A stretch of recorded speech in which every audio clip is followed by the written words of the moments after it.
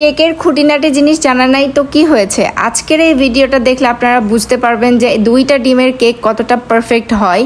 তো এখানে দেখতেই পাচ্ছেন যে আমি দুইটা ডিম ভেঙে নিচ্ছিলাম। এই রেসিপিটা দেখলে আপনাদের 1 পাউন্ড কেক কিভাবে হয় একদম পুরো মেজারমেন্ট সহ বুঝতে পারবেন। আমি এখানে দুইটা ডিম দিয়ে দিয়েছি আর হচ্ছে যে 1/3 কাপ চিনি দিয়ে দিয়েছি।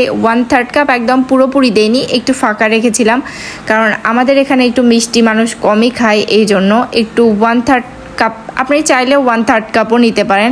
আর এই দুইটা ভালোভাবে মিক্সড করতে হবে। অনেকে আছে যে কুসুম আলাদা করে নিয়ে বিট করে, অনেকে আছে একবারে নিয়ে বিট করে, এটা হচ্ছে যার যার ব্যাপার। মানে কুসুমটা আলাদা করে নিলে একটু ফ্লাফি হয়, ভালো মানে আরও একটু ভালো হয়। তো আপনারা চাইলে এভাবেও করতে পারেন, কারণ আমি আগে থেকে এইভাবে যেহেতু করতেছি, তো আমি যেইভাবে করি সেইভাবে আপনাদের দেখাচ্ছিলাম। দুইটা সুন্দরভাবে বিট করার পর দেখবেন যে এরকম একটা ফোমি টেক্সচার হয়ে আসছে আর এরকম সাদা হয়ে আসছে ডিমের ফোমগুলা। যখন এরকম একদম ফোমি টেক্সচার হয়ে আসবে তখন আপনারা বুঝবেন যে এটা মোটামুটি রেডি, মানে শুকনো উপকরণ দেওয়ার জন্য। তো এইটাকে এই অবস্থাতে একটু থামিয়ে নিতে হবে। থামিয়ে নিয়ে এর মধ্যে আমি একটু তেল আর হচ্ছে যেই ভ্যানিলা এসেন্স আছে সেটা দিয়ে নিব। তো এখানে দেখতেই পাচ্ছেন আমি অল্প একটু ভ্যানিলা এসেন্স দিয়ে নিলাম আর হচ্ছে একটু তেল দিয়ে নিব। এটা আমি চোখের আন্দাজে এই সময় দিয়ে নিয়েছি, আমি মাপামাপি করার এই সময় আসলে টাইম পাইনি এই জন্য। আর এইটা নিয়ে ঠিক 40 সেকেন্ড বিট করতে হবে, বেশি বিট করা যাবে না, কারণ তেল দিয়ে বেশি বিট করলে কিন্তু আপনার ফোমটা একদমই ডেবে যাবে, তখন আর কিন্তু ভালো মতো টেক্সচার হবে না কেকের। তো এটা একটু শিওর থাকবেন যাতে হচ্ছে যে তেল দেওয়ার পর অত বেশি বিট না করা হয়, একটু হালকা 30 থেকে 40 সেকেন্ডের মতো বিট করে রেখে দিতে হবে।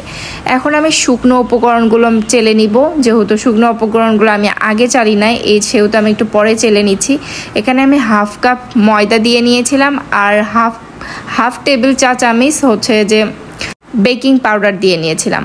আর কিছু এখানে আমি ইউজ করি নাই, যেহেতু আমি ভ্যানিলা কেক বানাবো। এখানে আপনারা চাইলে গুঁড়ো দুধও ইউজ করতে পারেন, আর কিছু ইউজ করতে হবে না। গুঁড়ো দুধ ইউজ করলে ইউজ করতে পারেন 2-3 টেবিল চা চামচ ইউজ করতে পারেন, সমস্যা নেই। এইটা দিয়ে এই যে আলতো হাতে আমি স্প্যাচুলা দিয়ে সুন্দরভাবে মিক্সড করে নিয়েছিলাম, কারণ এই মিক্সচারের মধ্যেই হচ্ছে যে আপনার আসল টেক্সচার বা আসল হচ্ছে যে মানে ভ্যানিলা স্পঞ্জটা বের হবে। কারণ আপনি যদি একদম জোরে জোরে ঘাটুনাটু করেন তাহলে কিন্তু হবে না একদমই, কারণ একদমই পানি তখন ছেড়ে দিবে, তখন তেল ছেড়ে দিবে, পানি ছেড়ে দিবে, তখন আর হবে না।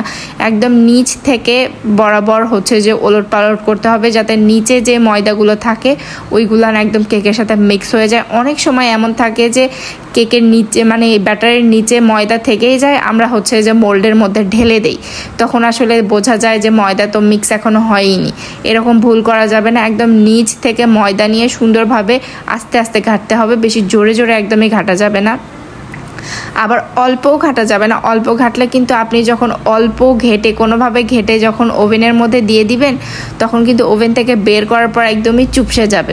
তো অনেকেই বলে যে আপু চুপসে যায় কেমনে, তো এই জন্য যে আপনারা একদম বেশি ঘাটেন না, অল্প একটু ঘাটেন, যে খালি আলতোভাবে ঘেটেই তুলে দেন, এরকমভাবে হবে না। একটু ভালোভাবে ঘাটতে হবে যাতে আপনার ফোমি টেক্সচারটা একটু হালকা হয়ে আসে। আর মানে আপনারা চোখ দিয়ে দেখলেই না বুঝতে পারবেন যে আপনার টেক্সচারটা এই সময় রেডি। এই তো আমার টেক্সচারটা এই সময় রেডি, আপনারা দেখতেই পাচ্ছেন কতটা ফোমি হয়েছে। আর এখানে আমি 5 ইঞ্চি একটা মোল্ড নিয়েছি, এই 5 ইঞ্চি মোল্ডেই হচ্ছে আমি এই ব্যাটারটা দিব, যেহেতু আমি 1 পাউন্ডের একটা হাই কেক বানাচ্ছি।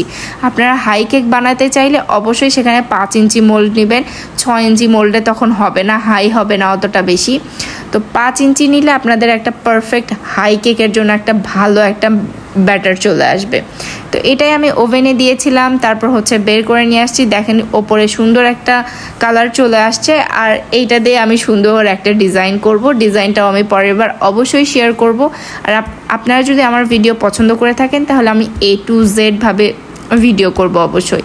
এটাই দেখেন আমি হচ্ছে যে একটা বোর্ডে ঢেলে নিচ্ছিলাম, আর পেছন থেকে যেই কাগজটা দিয়েছিলাম ওটা আমি উঠাই নিচ্ছিলাম। আর এটা আমি কাটার পরেও দেখতেই পারতেছিলেন আমি 3টা স্লাইস কত মোটা ভাবে হয়েছিল। মানে এখানে আপনারা চাইলে 4টা স্লাইসও করতে পারেন, 3টা স্লাইসও করতে পারেন, এটা আপনাদের ইচ্ছা। তো আমার ভিডিও ভালো লাগলে অবশ্যই আমার সাথে